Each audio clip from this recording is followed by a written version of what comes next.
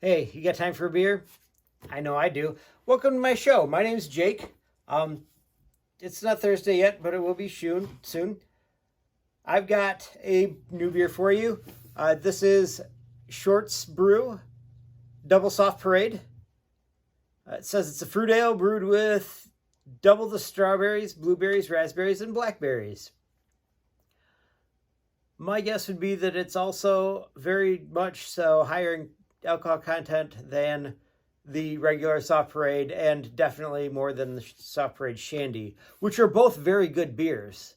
But this one, pretty sure there's a lot more to it. You can find me at Untapped, YouTube, Twitter, and Instagram, all at tubajake_69. Give me a follow, a like, subscribe. That'd be even cooler. Tell me your stories. I like hearing them. Let's get this beer started. Okay, so Soft Parade, usually light, lots of berries. Oftentimes it's kind of pink. So my guess is that it will be pink if it's got double the strawberries and blueberries and raspberries. Blackberries. And look at that. It's kind of a deep pink. Kind of like the outside of the can here. Much like that.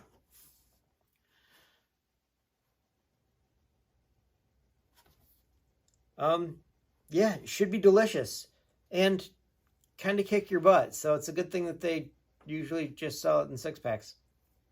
I haven't seen it in anything more than that. Unlike the Soft Parade, which they sell in 12s, and the Soft Parade Shandy, which they sell in 12s also. The Soft Parade Shandy is really pretty good, and it's super easy to drink. I'm hoping that this will be really good.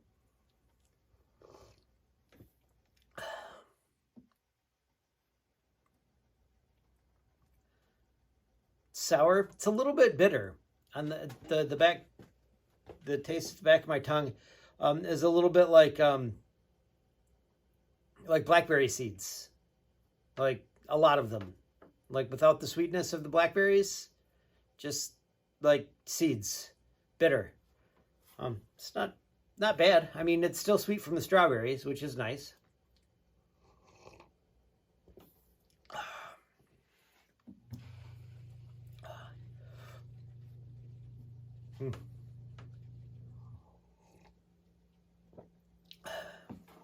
And it just keeps getting better the more that I drink it. Strange. Does this remind me of a beer? I mean, it tastes a lot like strawberries. So strawberries would make sense. It kind of reminds me a little bit of Cellarman's, mostly because the story of that mead was super interesting. The skinny girl at Cellarman's was a very good mead. It tasted like strawberry cheesecake. Amazing. But also, how do you get a beer to taste like cheese? Now, this beer is kind of spicy because they added in white peppercorn, which strawberry and peppercorn sounds really good. And it really was. But they had made this beer before with a different kind of white peppercorn. And this time they went to a different stall at the farmer's market and got Vietnamese white pepper instead of, I don't remember which kind he said. I just remember the Vietnamese white pepper was the kind that when they dumped it in, smelled like cow manure. Which was interesting in the beer. Like, you'd smell it and it's like, this smells like cow poo. But it tastes just like strawberry cheesecake. I'm sure you don't recognize it, realize it, but milk in general, if you smell cow poo enough, that's kind of what it smells like, especially if it's older, if the milk's older and it's been out for a while. I spent a summer in Texas around the Dallas-Fort Worth area. There are a lot of cows there.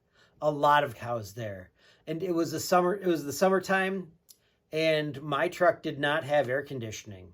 So I spent a lot of time with the window down, driving as fast as I could. And the heat made the cow manure pungent, let's say. But it was also pervasive. Like, it was everywhere. So eventually I realized this really actually just smells like a super ripe cheese. So if you're into super ripe cheeses, be careful. Don't think about cow manure when you're eating them, because it's more or less what you're eating. Does this remind me of a story? Okay, so Shorts reminds me of Dan Bazine, who was a football player at Central Michigan. Came from a very small school up in McBain, which is close to Elk Rapids, where Shorts is brewed. I had a friend that was the drum major at Eastern.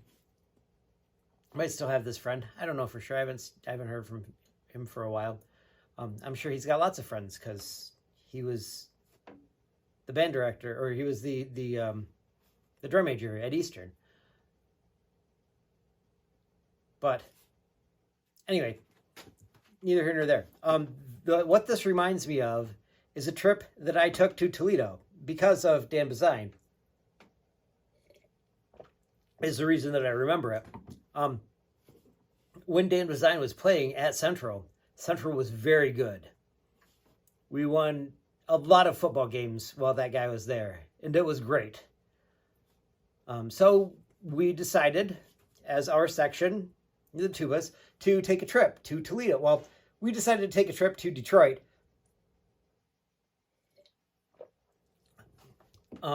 Because one of the piccolo players said, "Hey, come down, it'll be super fun." The weird thing was, at that point in time, the Tigers were also very good, and there was definitely a World Series game going on as we drove through downtown Detroit to get to Toledo. Once we got past the stadium, it was smooth sailing to Toledo, but we still had to get to Toledo. So we drove to Toledo from, I don't know for sure wherever Kate Reith was from. That's where we were. And then to Toledo, and then I drove home because I was driving my van. So we get down there, and, they play the game, and Dan Bazine picked off a pass from the Toledo quarterback and ran it all the way back. And it was super exciting. And that's why it reminds me of this. Also, did you know that at Toledo, they have their Rocket Man that runs around, because they're the Toledo Rockets. So they've got the Rocket Man that runs around. But the mascot that they have that they don't bring with them anywhere, because sometimes the mascot, their Rocket Man, will run around at other stadiums. But they also, at the Glass Bowl, have a gigantic rocket that is also a mascot. And it's just big and white and rocket-shaped. So when the cheerleaders started doing one of their cheers, it just happened to coincide with the fact that they had this giant rocket that was very super phallic, dildo-shaped, you might say. So we were chanting along with them, giant dildo.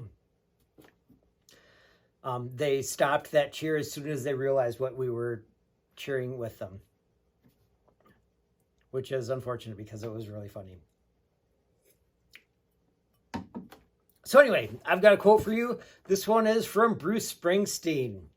I'm going to have to try to do this right because it's worded strangely. Okay, so he says, "All people have is hope. That's what brings the next day, and whatever that next day may bring. A hope grounded in the real the real world of living, friendship, work, family. 1, 2, 3, 4. It doesn't say 1, 2, 3, 4, but Bruce Springsteen. So I'm going to guess that it came from one of his shows, and that's what he would say after that. So hope, it's what you have for living, friendship, work, family, the real world. All you have is hope. Keep hoping.